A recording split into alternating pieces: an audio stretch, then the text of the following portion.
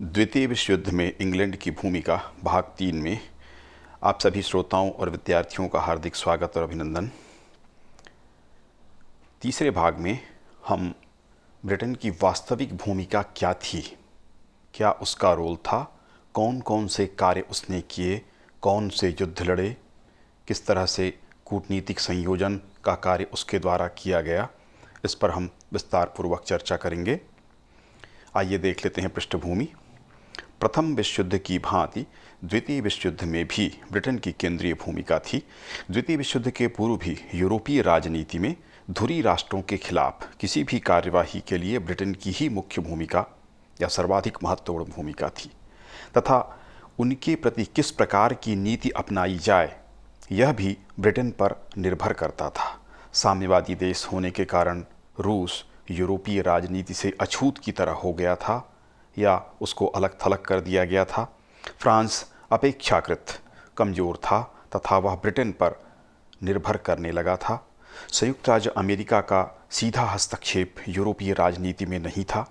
शेष छोटे देश थे, कम शक्तिशाली थे, अतः एकमात्र देश ब्रिटेन था जिसके ऊपर सर्वाधिक जिम्मेदारी थी और ब्रिटेन के द्वारा द्वितीय विश्व युद्ध के पूर्व जर्मनी, जापान और इटली के प्रति तुष्टीकरण की नीति अपनाई जा रही थी, अनुसरण किया जा रहा था। युद्ध से बचने का प्रयास लगातार ब्रिटेन के द्वारा किया जा रहा था। यह उसकी विदेश नीति का प्रमुख भाग या हिस्सा था।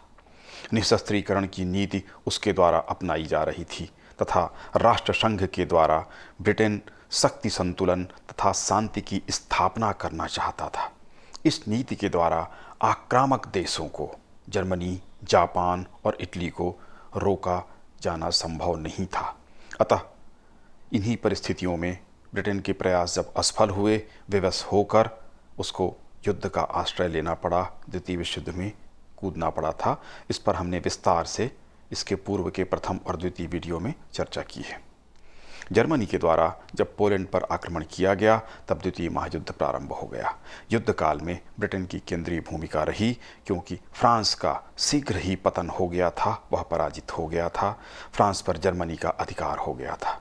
युद्ध काल में ब्रिटेन के द्वारा युद्ध का संयोजन तथा नेतृत्व किया गया। किस प्रकार किया गया, उसकी क्या भूमिका थी, उस पर हम चर्चा करेंगे। पहला, पोलैंड के साथ रक्षा की संधि। द्वितीय विश्व युद्ध के पूर्व ही इंग्लैंड और फ्रांस ने पोलैंड के साथ रक्षा की संधि की थी। पोलैंड को किसी भी आक्रमण, विशेषकर जर्मन आक्रमण से सुरक्षा का वचन इन दोनों देशों के द्वारा दिया गया था। इस कारण जब जर्मनी के द्वारा पोलैंड पर आक्रमण की घोषणा की गई तब ब्रिटेन के द्वारा तत्काल जर्मनी को चेतावनी दी गई तथा उसके द्वारा कोई प्रतिक्रिया न देने पर जर्मनी के खिलाफ ब्रिटेन और फ्रांस ने युद्ध की घोषणा कर दी, अपने वचन का पालन किया।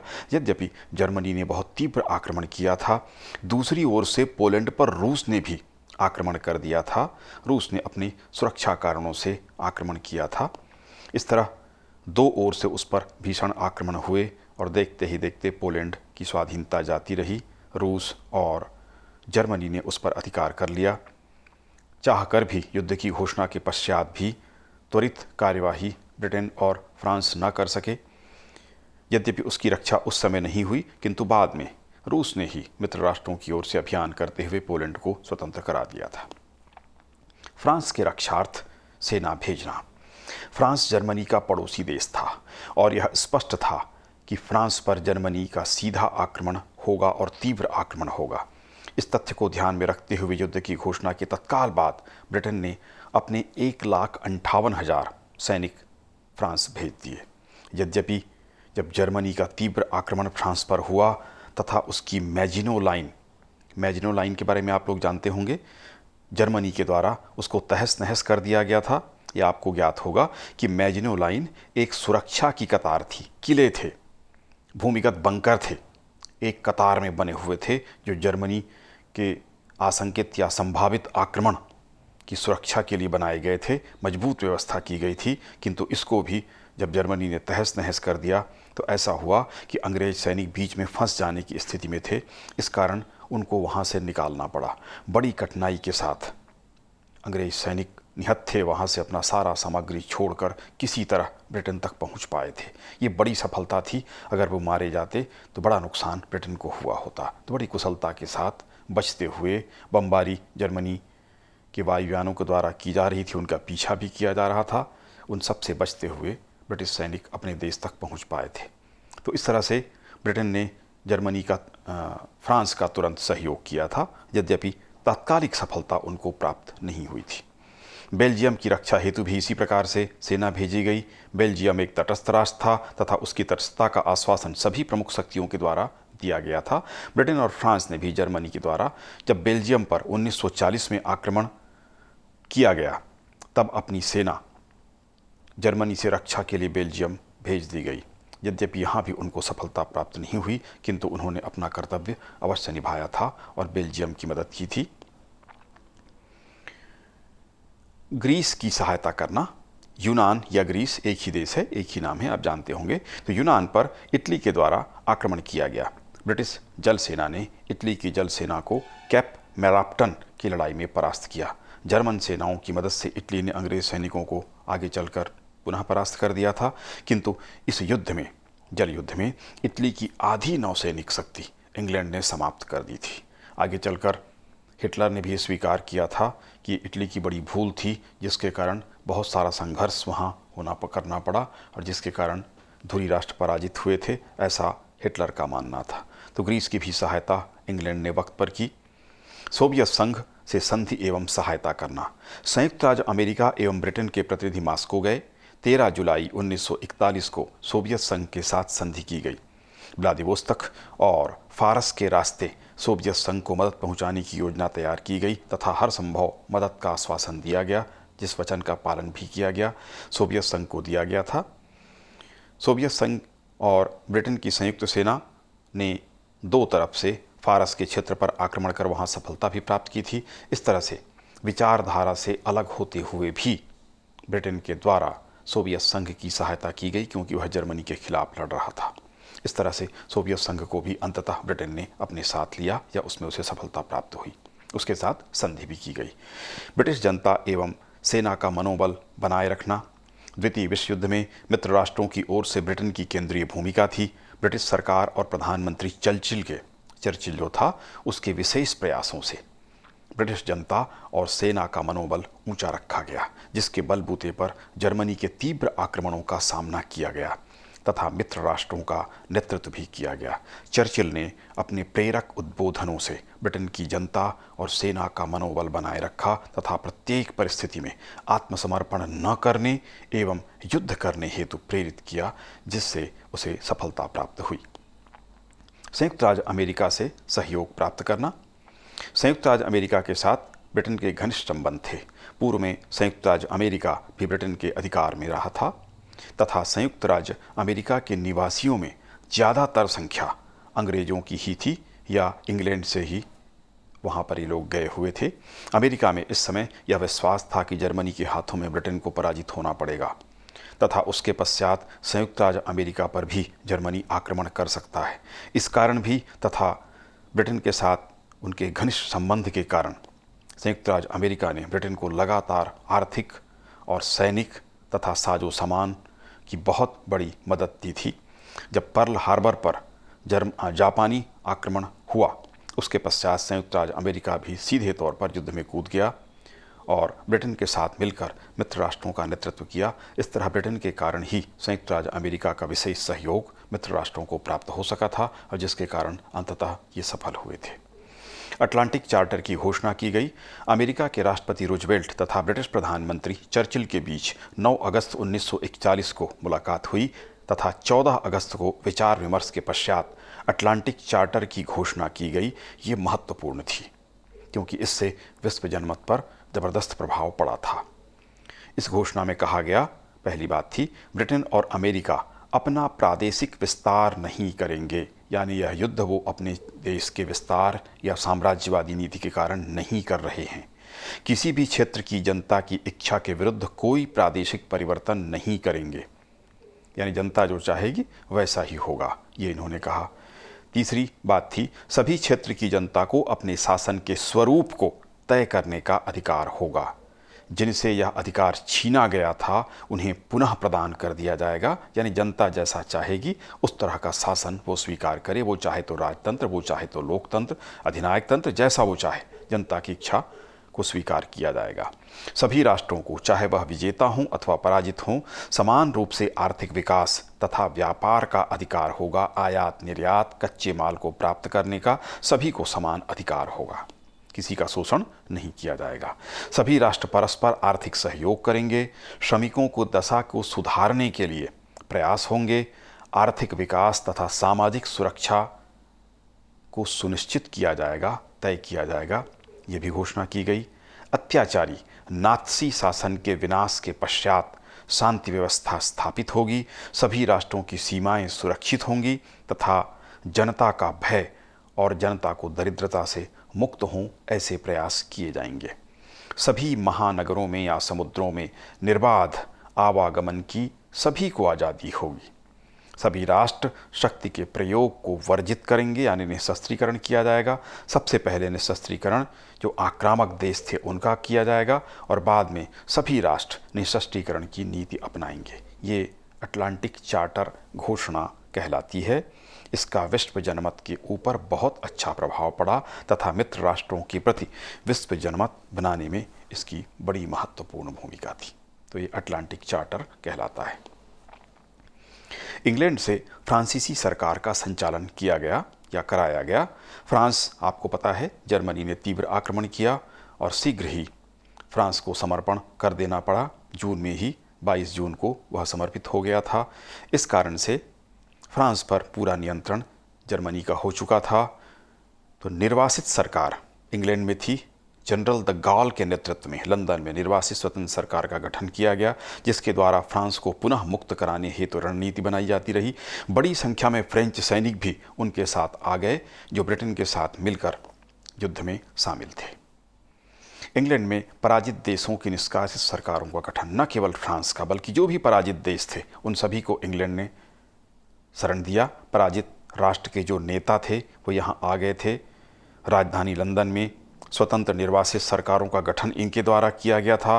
बेल्जियम, पोलैंड, ऑस्ट्रिया, चेकोस्लोवाकिया, जितने भी पराजित देश थे वहाँ के जो नेतागण थे, प्रतिनिधिगण थे, वो यहाँ विद्यमान थे और लगातार अपने देश को आज़ाद कराने के लिए प्रयास कर रहे थे। इंग्लैंड के द्वारा इनको पर्याप्त मदद, रहने खाने की व्यवस्था और कूटनीतिक सहयोग भी प्रदान किया गया था। ब्रिटेन पर जर्मन आक्रमण का प्रबल प्रतिरोध। हिटलर ने फ्रांस को परास्त करने के बाद 15 अगस्त से इंग्लैंड पर आक्रमण करने की योजना बनाई थी, किंतु फ्रांस के शीघ्र समर्पण के कारण 22 जून को पराजित हो जाने के पश्चात इंग्लैंड पर वह तीव्र आक्रमण शीघ्र ही करना चाहता था, किंतु वह ऐसा नहीं कर पाया। उसने 15 जुलाई को आक्रमण की तिथि निश्चित की और ये उसकी बड़ी सामरिक भूल थी। इस समय ब्रिटेन तैयार नहीं था युद्ध के लिए, उसकी स्थिति कमज़ोर थी, किंतु उसे समय मिला और उसने अपनी पूरी तैयारी कर ली। जुलाई से जब आक्रमण शुरू हुआ तब तक ब्रिटेन की पर्याप्त तैयारी हो चुकी थी। जर्मनी को यह ज्ञात था कि वह जब तक ब्रिटेन की जल सेना और वायु सेना को ध्वस्त नहीं कर लेता तब तक थल सैनिक ब्रिटेन में नहीं उतर सकते थे। आप सभी जानते हैं कि ब्रिटेन एक द्वीप देश है। द्वीप का अर्थ होता है कि चारों ओर से वह समुद्र से घिरा हुआ था, पानी से घिरा हुआ था। उसके चारों ओर जल सैनिक थे, उनको पराजित किए बिना पहुंचा नहीं जा सकता था और यदि पहुंचने का कोई देश प्रयास करे तो वायु सैनिक आक्रमण करते। तो दोनों को ध्वस्त करना हिटलर के लिए जरूरी था। पहले उसने सीधे आक्रमण किया वायुसेना पर, लेकिन ब्रिटेन की वायुसेना सशक्त थी, अनुभवी थी। उसने इसका सामना किया। अकेले लंदन के ऊपर 50,000 बम गिराए गए। बड़ी संख्या में सैनिक और सामान्य नागरिक मारे गए, परंतु नागरिकों ने आक्रमण से बचना शीघ्रता से सीख लिया।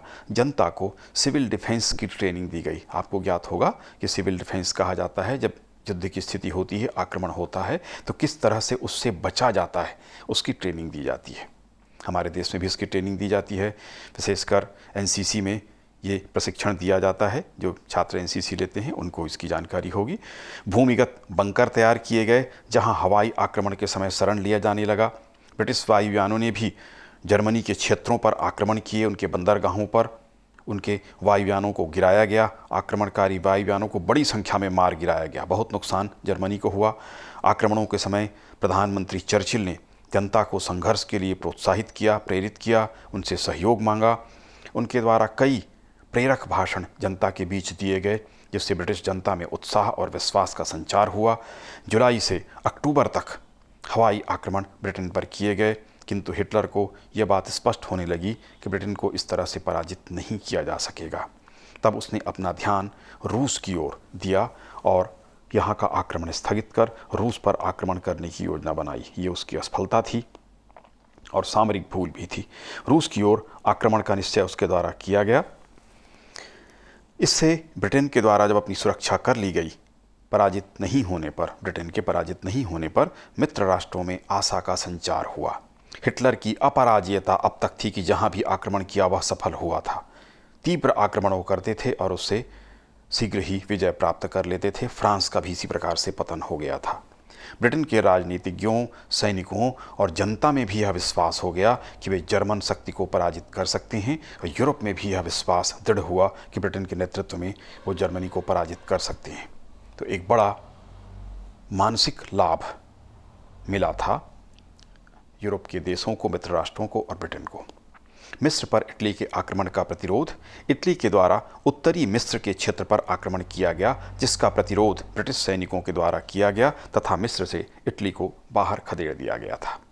मैंडेट क्षेत्रों पर अधिकार। मैंडेट क्षेत्र आप जानते हैं, राष्ट्रसंघ के द्वारा जो नए नए राष्ट्र थे या जहाँ का शासन अच्छा नहीं था, तो किसी अनुभवी देश को वहाँ के शासन पर नियंत्रण दिया गया था, संरक्षक बनाया गया था। इसी प्रकार ब्रिटेन को भी संरक्षक बनाया गया था, जिनमें फिलीपींस, लेबनान, ट्रांसजॉर्डन, सीरिया सम्मिलित थे।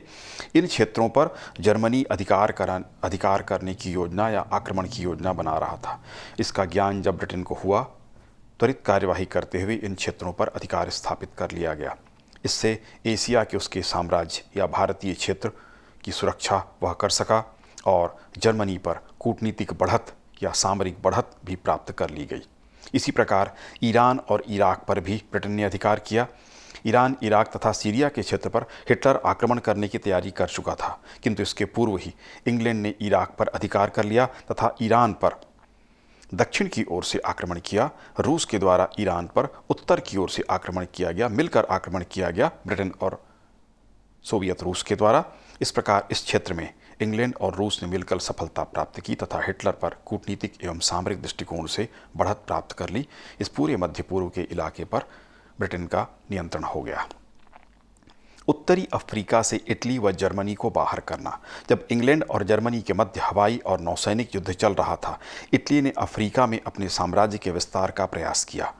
अगस्त 1940 में इटली की सेनाओं ने ब्रिटिश सोमालीलैंड पर अधिकार कर लिया।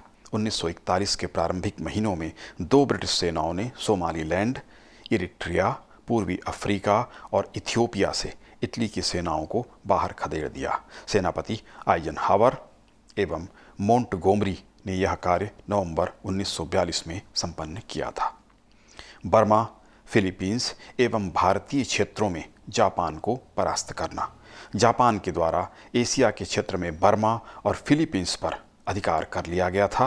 अंग्रेज सेनापति माउंटबेटन ने बर्मा को जापान से मुक्त करा दिया तथा सेनापति मैकार्थर ने फिलीपींस पर आक्रमण कर वहां पर अपना अधिकार स्थापित किया। भारतीय क्षेत्रों में भी आपको ज्ञात होगा कि हमारे यहाँ के सुभाष चंद्र बोस के द्वारा एक सेना का गठन किया गया था और जापानियों के सहयोग से भारत के उत्तर पूर्वी क्षेत्र पर उन्होंने आक्रमण किया था, किंतु इसी समय जापान पराजित होना उसका प्रारंभ हो गया था। अंतर्राष्ट्रीय परिस्थितियां बदल गई थी।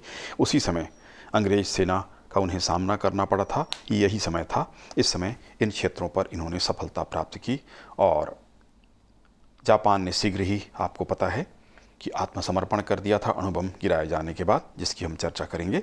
तो यहाँ पर जापानियों को यहाँ से बाहर निकाल दिया गया था। संयुक्त राज्य अमेरिका के साथ मिलकर ब्रिटेन ने यहाँ पर यह अभियान किए थे। अल्जीरिया पर अधिकार। अल्जीरिया पर इटली और जर्मनी का अधिकार हो गया था। संयुक्त राज्य अमेरिका और इंग्लैंड की संयुक्त सेना ने यहाँ पर अभियान कर सफलता प्राप्त की। पूर्व में यहाँ पर फ्रांस का अधिकार था। इस कारण यहाँ पर फ्रांसीसी सरकार स्थापित की गई। यद्यपि इसमें अभियान में फ्रांसीसी सेना नहीं थी, किंतु इंग्लैंड और संयुक्त राज्य अमेरिका ने पूरी ईमानदारी बरती या दिखाया, क्योंकि यहाँ पर फ्रांस का पहले अधिकार था, इसलिए फ्रांसीसी सरकार या फ्रांस को इसे सौंप दिया गया। बेल्जियम, लग्जमबर्ग एवं हॉलैंड पर अधिकार। जिस समय जर्मनी पर अभियान किया जा रहा था, उसी समय बेल्जियम, लग्जमबर्ग और हॉलैंड के क्षेत्र पर भी ब्रिटिश और अमेरिकन सेना ने अभियान किया और जर्मनी के अधिकार को यहाँ से समाप्त कर दिया था। इस तरह से बेल्जियम, लग्जमबर्ग और हॉलैंड को भी स्वतंत्र करा दिया गया। इटली पर अधिकार। मुख्य रूप से ब्रिटेन और संयुक्त राज्य की सेनाओं ने इटली का घेरा प्रारंभ किया। 1943 में सिसिली को 39 दिनों के लंबे संघर्ष के बाद जीत लिया गया। 25 जुलाई 1943 को मुसोलिनी को अपदस्थ करके उसे बंदी बना लिया गया। 8 सितंबर 1943 को इटली ने समर्पण कर दिया। यद्यपि एक जर्मन छाताधारी सैन्य टुकड़ी ने छापामार रणनीति का प्रयोग करते हुए मुसोलिनी को मुक्त कराया तथा उत्तरी इटली में नाम मात्र की उसकी सत्ता कायम की गई, किंतु वे अंततः असफल हुए। जनता ने ही मुसोलिनी को गोली मार दी।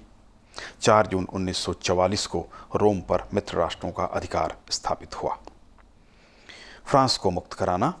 फ्रांस पर जर्मनी का अधिकार था, ये हम चर्चा कर चुके हैं। फ्रांस को मुक्त कराने की योजना बनाई गई तथा तैयारियां पूर्ण हो जाने के पश्चात 15 अगस्त 1944 को इंग्लैंड और संयुक्त राज्य अमेरिका की सेना संयुक्त रूप से तूलो बंदरगाह और मार्सेली बंदरगाह पर उतरी तथा उस पर कब्जा किया। 25 अगस्त तक 1944 में ही 10-11 दिन के भीतर पेरिस पर जर्मन सेनापति ने आत्मसमर्पण किया, कब्जा कर लिया गया। इस तरह फ्रांस को मुक्त करा लिया गया तथा वहाँ पर फ्रांसीसी सरकार स्थापित कर दी गई। इस तरह से ब्रिटेन का महत्वपूर्ण योगदान रहा फ्रांस को मुक्त कराने में। इसके पश्चात जर्मनी बचा। जर्मनी पर अधिकार करना। फ्रांस को जर्मनी से मुक्त कराने के पश्चात जर्मनी पर आक्रमण किया गया। फ्रांस से मित्र राष्ट्रों की सेना बेल्जियम, लक्समबर्ग तथा हॉलैंड के मार्ग से होती हुई बर्लिन की तरफ आगे बढ़ी। पूर्वी क्षेत्र में रूस ने आक्रमण किया था जर्मनी के, और पश्चिमी क्षेत्र पर ब्रिटेन, अमेरिका और फ्रांस की सेना ने घेरा डाला। 2 मई 1945 को बर्लिन का पतन हुआ। 4 मई को जर्मन सेनाओं ने आत्मसमर्पण कर दिया। हिटलर ने अपनी पत्नी इवा ब्रान सहित आत्महत्या कर ली। इस तरह जर्मनी अंततः द्वितीय विश्व युद्ध में पूर्णतः पराजित हो गया। तो इस तरह से रूस ने एक ओर से लंबा अभियान रूस ने भी किया था, अपने देश से जर्मनी को पराजित किया, और उसको पराजित करने के बाद पूरे रास्ते जितने देश थे उन सबको जीतता हुआ रूस, अपनी सेना लाल सेना कही जाती थी, उसने पूर्वी जर्मनी के क्षेत्र पर पूर्वी बर्लिन के 2 भाग कर दिए गए थे। आपको ज्ञात होगा बर्लिन की दीवार बना दी गई थी। ये सब आगे की घटनाएं थी। इस समय हमें केवल इतना ही जानना है कि रूस ने भी आक्रमण किया था और पूर्वी भाग में उसने 2 भागों में बंटकर जर्मन सेना को युद्ध करना पड़ा और शीघ्र ही उनको पराजित होना पड़ा। इस तरह से जर्मनी पर मित्र राष्ट्रों का अधिकार हुआ। अब केवल जापान एकमात्र देश बचा था। जर्मनी को परास्त करने के पश्चात मात्र जापान ही धुरी राष्ट्रों में शेष रहा। अतः मित्र राष्ट्रों ने जापान की ओर ध्यान दिया। इंग्लैंड की सेना ने बर्मा, मलाया, फिलीपींस और सिंगापुर को मुक्त करा लिया। जापानी क्षेत्रों पर तीव्र आक्रमण किया गया। 26 जुलाई 1945 को पोट्सडम सम्मेलन हुआ था मित्र राष्ट्रों का। जापान को बिना शर्त आत्मसमर्पण करने की चुनौती या चेतावनी या सूचना दी गई। जापान द्वारा इसे अस्वीकार करने पर 6 अगस्त 1945 को हिरोशिमा और 9 अगस्त 1945 को नागासाकी में अमेरिका के द्वारा अणु बम गिराया गया। इससे आप सभी परिचित हैं। 14 अगस्त को जापान ने बिना शर्त आत्मसमर्पण कर दिया। इस तरह से धुरी राष्ट्र, इसमें 3 प्रमुख राष्ट्र थे। सबसे पहले इटली, उसके बाद जर्मनी और अंत में जापान ने आत्मसमर्पण किया। इस तरह से मित्र राष्ट्रों की पूर्ण विजय इस युद्ध में हुई। अंग्रेजी उपनिवेशों से सहयोग प्राप्त करना ये भी इंग्लैंड का कार्य था। पूरे विश्व में इंग्लैंड के विस्तृत उपनिवेश थे। इन उपनिवेशों ने द्वितीय विश्व युद्ध में ब्रिटेन का भरपूर साथ दिया। ऑस्ट्रेलिया, न्यूजीलैंड, दक्षिण अफ्रीका, कनाडा एवं भारत से प्रमुख रूप से सहयोग प्राप्त हुआ। सैनिक सहयोग अथवा अन्य आर्थिक सहयोग, साजो सामान का सहयोग, व्यापारिक सहयोग अनेक तरह से सहयोग इनके द्वारा किया गया। इन उपनिवेशों से द्वितीय विश्व युद्ध में बड़ी मदद प्राप्त हुई, जिससे धुरी राष्ट्रों के खिलाफ युद्ध लड़ने में मित्र राष्ट्र सफल हुए थे। तो ये इंग्लैंड के कारण था, उसके प्रयासों से था। अमेरिका और रूस के साथ युद्ध का संयोजन या संचालन ब्रिटेन के द्वारा संयुक्त राज्य अमेरिका तथा रूस के साथ तालमेल बनाया गया। विपरीत ध्रुव के राष्ट्र थे, जिनके कारण जर्मनी को पराजित करने में बड़ी सफलता प्राप्त हुई। यद्यपि विचारधारा के दृष्टिकोण से ब्रिटेन रूस का विरोधी था, किंतु ब्रिटिश प्रतिनिधिमंडल अमेरिका के साथ मिलकर मॉस्को तक गया। रूस को बड़ी मदद की गई, उसके साथ संधि की गई, और फारस पर जब आक्रमण किया गया तो इंग्लैंड और रूस की सेना ने मिलकर इस पर अभियान किया था, जिसके परिणाम स्वरूप इस महायुद्ध में सफलता प्राप्त हुई थी। तो रूस का सहयोग विरोधी देश होते हुए भी, क्योंकि सर्वाधिक डर ब्रिटेन को साम्यवाद से और रूस से रहा था, इसीलिए उसने तुष्टीकरण की नीति जर्मनी, इटली और जापान के प्रति अपनाई थी। लेकिन नात्सीवाद ज़्यादा खतरनाक सिद्ध हुआ और साम्यवादी देश ने सहयोग किया, मिलकर इनके साथ कार्य किया। तो ये ब्रिटेन की भूमिका रही थी, अत्यंत महत्वपूर्ण और केंद्रीय भूमिका रही थी। मूल्यांकन कर लेते हैं। द्वितीय महायुद्ध में ब्रिटेन की केंद्रीय भूमिका थी। युद्ध पूर्व अपनी त्रुटिपूर्ण नीतियों के कारण ब्रिटेन पूरी तरह से युद्ध हेतु तैयार नहीं हो सका था, किंतु युद्ध प्रारंभ हो जाने के पश्चात ब्रिटेन के द्वारा युद्ध का सफल संचालन किया गया। मित्र राष्ट्रों में ब्रिटेन के प्रमुख साझेदार के रूप में फ्रांस था, किंतु जर्मनी ने फ्रांस पर अधिकार कर लिया, जिसके कारण ब्रिटेन को युद्ध का पूरा भार उठाना पड़ा। ब्रिटेन ने संयुक्त राज्य अमेरिका से सहयोग प्राप्त किया तथा रूस को भी अपने साथ सम्मिलित किया। वह रूस को बड़ी मदद पहुंचाई। अन्य सभी छोटे राष्ट्रों की सहायता भी ब्रिटेन के द्वारा की गई, जो सेना, हथियार एवं आर्थिक मदद के रूप में थी। मुख्य रूप से संयुक्त राज्य अमेरिका के साथ मिलकर सैनिक अभियान किए गए तथा संयुक्त राज्य अमेरिका से हथियारों की बड़ी मदद भी ब्रिटेन ने प्राप्त की। आर्थिक मदद भी मिली, जिसके कारण अंततः मित्र राष्ट्र सफल हुए। इस युद्ध में सोवियत रूस की भूमिका अत्यंत महत्वपूर्ण थी। उसने जर्मनी को अपने देश में पराजित किया, और न केवल पराजित किया बल्कि पराजित करने के बाद एक लंबी यात्रा करते हुए बर्लिन तक उसने अभियान किया और पूर्वी क्षेत्र पर उसने अधिकार किया। सोवियत रूस ने पूर्णतः जर्मनी को पराजित करने में महत्वपूर्ण भूमिका इस युद्ध में निभाई, किंतु केंद्रीय भूमिका हम ब्रिटेन की ही कह सकते हैं, क्योंकि उसने संयुक्त राज्य अमेरिका और रूस के साथ भी संयोजन का कार्य किया था और स्वयं लगातार लंबे युद्ध किए थे।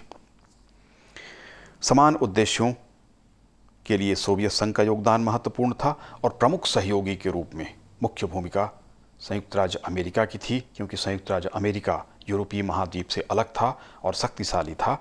इसी द्वितीय विश्व युद्ध के पश्चात संयुक्त राज्य अमेरिका की शक्ति में तीव्र वृद्धि हुई थी। प्रथम विश्व युद्ध से ही प्रारंभ हो गई थी और इस युद्ध के बाद वह सर्वशक्तिशाली देश हुआ और विश्व, आप सभी जानते हैं, शीत युद्ध का प्रारंभ हो गया। क्योंकि बड़ी सफलता रूस ने या सोवियत संघ ने प्राप्त की थी, तो विश्व दो खेमे में इसके पश्चात बंट जाता है। तो युद्ध के परिणाम के रूप में इसको कह सकते हैं।